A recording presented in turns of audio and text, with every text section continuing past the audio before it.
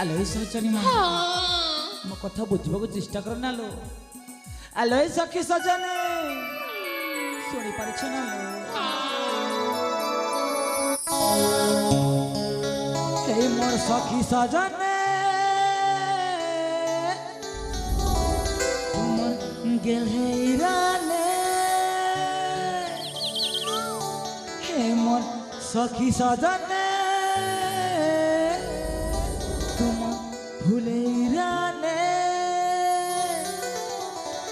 हे जते बुझले नहीं बुझे मनर कथा मुई तो जानी गली बेदर्दी तुमर जेमा पथर दिलटा आले सखी सजनी माने सुनी पारछ ना लो हे मोर सखी सजनी तुम बोले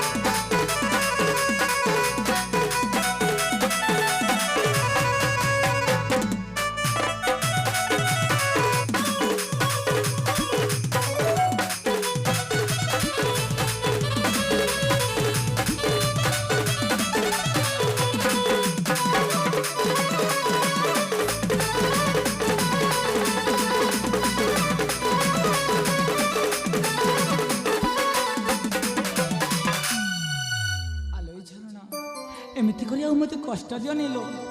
तुम्हें कहीं बुझा झरणा लो